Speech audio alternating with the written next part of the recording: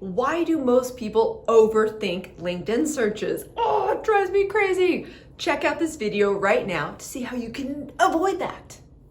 Hey, welcome to the Millionaire Recruiter. I'm Brianna Rooney, your Millionaire Recruiter. If you haven't yet seen this channel before, it's all about making you the next Millionaire Recruiter. So let's get to it. Okay, I am extra jazzed this week because this video was inspired by yours truly. I have done a very interesting experiment with my firm because as, you know, not only a business owner, but a recruiter that not only teaches and inspires and mentors, you have to really be on top of your game at all times. And as this climate is changing and things change all the time, you have to understand LinkedIn changes all the time. You have to know how to get ahead of things and how to really make sure you are teaching and preaching the most accurate information possible. So I did a little fun Undercover Boss. Emily did it, my success partner in crime, my CGO, did it last week. I'm doing it this week. And what that means is I am a sourcer. I'm just a recruiter on LinkedIn, just like all of you might be right now.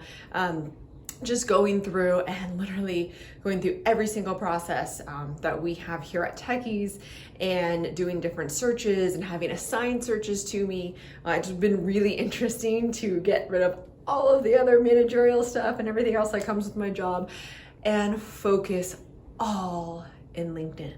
So it's been really fun, and what I have noticed and seen the most, because remember, my team's pretty big. So if you guys don't have a bigger team that you're sharing like notes and stuff off of LinkedIn Recruiter, there's a couple things that you might not have issues with that we have issues with. But either way, I think this is super helpful. So what I have noticed for the most part is people really use boolean to the extreme. And that's probably because LinkedIn teaches you to do that. And we have all this AI stuff coming in, like why would you make your job harder when you can really nail things down and get really accurate? The reason why is because people are not thorough. If everyone put exactly word for word down what they do or made their LinkedIn exactly what their resume is, I mean, yeah, sure, that's great. People do that. So I'm not saying don't use Boolean terms. I'm just saying don't overthink it. And what's really cool is that when you strip a search down and really allow yourself to look at the profiles, see the common denominators. It's like endless. LinkedIn is giant. I was getting a lot of people saying, oh, you know, it seems like the team's all over this one search. There's no more people. That's not true either. LinkedIn is giant. And an interesting experiment we are going through right now is we decided to unconnect with each other, which I know you're gonna say, wait, I watched your video to connect with you and it opens up my network. It does, and that's true. But here's what happens. There's like 20 of us here and we're all connected. And so our networks are all fairly close. You know, the second connections are all close.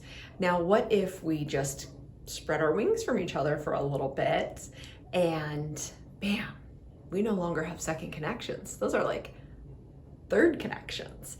So it really opens LinkedIn pretty wide. Now remember, when you're going through searches, a lot of people I've noticed as well do not like big searches. They find it to be very overwhelming. That's super normal for people. Me, I like big searches because I like to, again, spread my wings where most recruiters are not. So if most recruiters are trying to get their search down to 1,000, well, maybe I want to look at 2,500 and I want to go to the 10th page, the 20th page. If there are still at least a few relevant people per page, then that search is worth it. You can go through, get very, very, very, very good. Listen to this one. You need to go through pages on LinkedIn because now LinkedIn does some really cool stuff. You can almost see everything just on the browse page where it has the 25 people. You look to see what their job title is. How long have they been there? Do they have a degree? You know, you can get used to that. You can go through rather quickly. What's cool too is that LinkedIn changes, and I don't know when, so it's awesome, but before, when you were clicking to message multiple people, now remember, you have to have a good response rate to do that. They reward you for having good response rates. You can hit up multiple people at a time. So let's just say you click on that button to hit, let's say if you have 5 people that you want to message at once. Great. That means you're on a good search, by the way.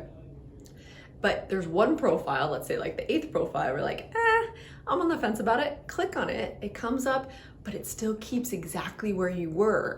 That's an added feature. Again, I'm not sure how often people are going on LinkedIn Recruiter, but that's super cool. And that just shows how quickly you can go through pages. So here's how I feel about timing. You look at a profile, just like you look at a resume, for how long? 5 seconds? Nah, that's too quick. Okay, but I'm thinking like 15 seconds tops. Tops. So when you're looking at the page and you're scrolling down the 25, assuming you're not clicking on every single profile, because again, you can see what's good, but if you're on the fence, look at the profile. So you're scrolling down, really one page should take you, a minute, maybe less. So start timing yourself, by the way, because it's really good to know. Now, of course, if you are new to this and you need to take a little more time because you are actually reading and absorbing, good. But once you start doing that, you have to push yourself to get faster and to note common denominators. That's how you can really navigate through LinkedIn really well. So back to the Boolean search really quickly. So let's just say I want a data engineer. Data engineer in bunnies. Computer science degree in bunnies. Now there's a lot of people who are like, well, I need the top 25 schools and all of those things. And that's all great and that's all fantastic. However, could you place someone that doesn't just have a top 25 school? Could you place people that perhaps just have the experience and a computer science degree, 5+ years? Yeah, you could. Think about it like that. Think about what your companies truly appreciate.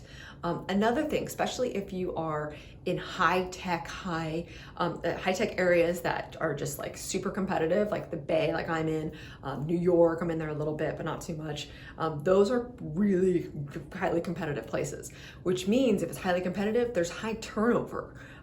That's just super normal. So like in the Bay, you could see engineers changing jobs every year, every 2 years. So what's like a diamond in the rough? Well, someone that's been at their company for 3 to 4 years. Now remember, not too long, but 3 to 4 years is awesome. That means they saw projects through, they were really successful. Or even if the company wasn't successful, at least they saw why, they went from start to finish. And that's awesome. So that's a really good search. So maybe I just want to find engineers that have computer science degrees that have been with their company for 3 to 6 years. That's a feature on LinkedIn you could do. So really think outside the box, but don't steer so far away where you're putting like every single thing on a job description in the Boolean search. You're gonna be like, why can't I find many people? Why am I only sending out a few messages a day?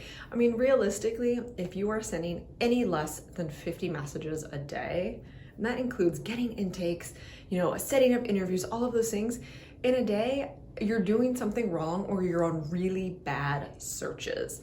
So LinkedIn, we love your Booleans and they're awesome sometimes when you're doing that particular search.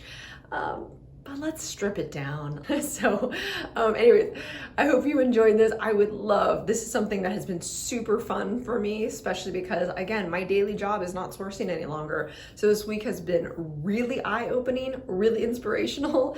And I wanted to bring that to you today. So I would love to hear, some tricks while you're searching in order to just keep it normal. Let's not get too high tech with this. All right, hope you enjoy this. Again, I will see you next week, every Thursday at noon. I am right in front of you and I would love subscribes, all that good stuff. And please remember that money is just a vessel that gets you to do all the amazing things you want to go live your life, plan vacations in 6 months, and I will see you soon. Have a great week.